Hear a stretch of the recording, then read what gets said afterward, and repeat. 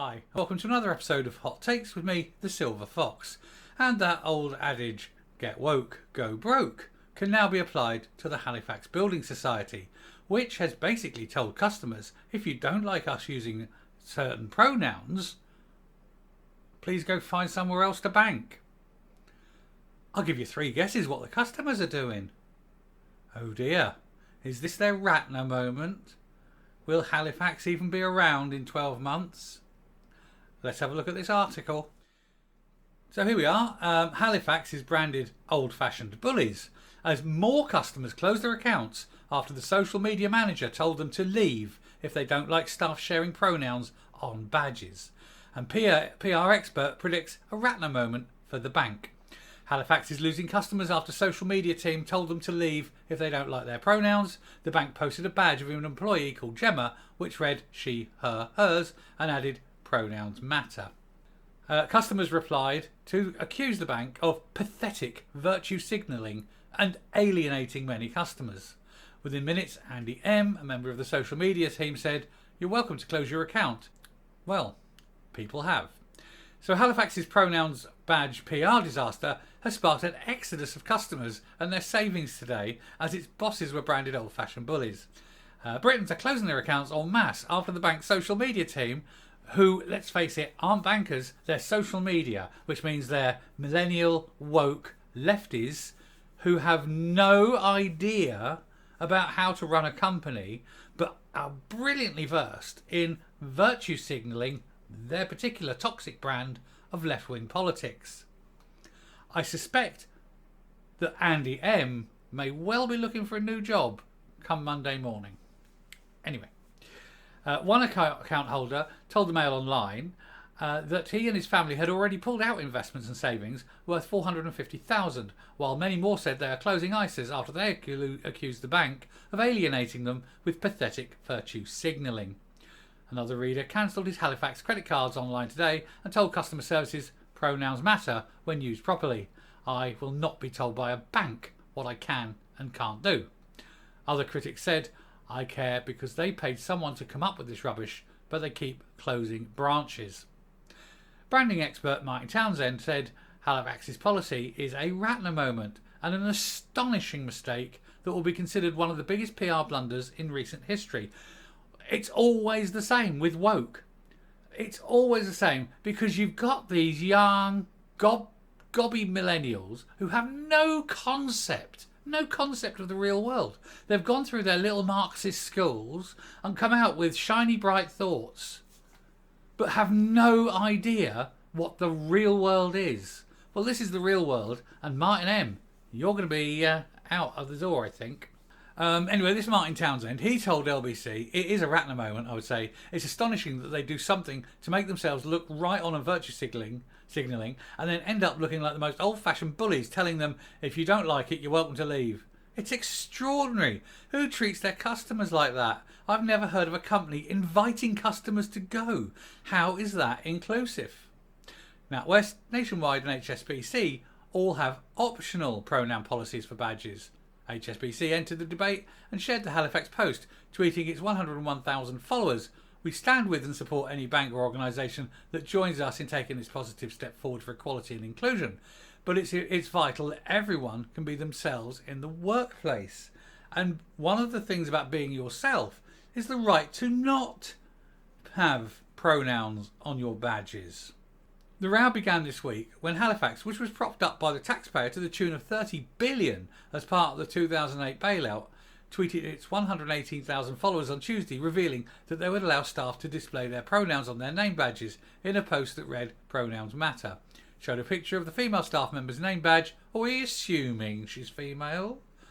Saying she, her, hers in brackets under the name Gemma. One customer replied, there's no ambiguity about the name Gemma, it's a female person's name. In other words, it's pathetic virtue signalling and is seen by almost everyone who's responded to the initial tweet. Why are you trying to alienate people? Within 20 minutes, a member of the Halifax social media team, calling himself Andy M, because he's too scared to identify himself, replied, if you do disagree with our values, you're welcome to close your account. Now, you've got an employee of the bank telling people Go. We don't want you as customers anymore. Bye bye, Andy. Bye bye. Hope another bank hires you. I bet they don't.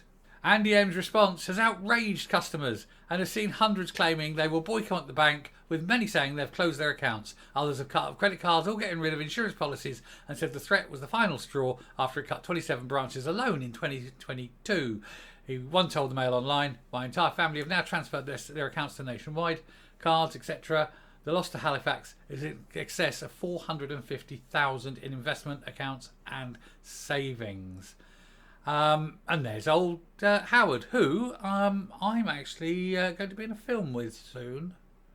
Anyway, another customer said, "I closed my credit card account today after 15 years of being a customer."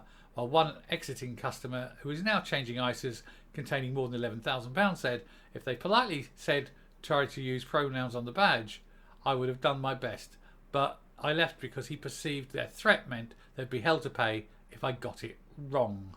One user said, "Just closed my Halifax account after 19 years with them. They can stick their pronouns up there, his, her, hole."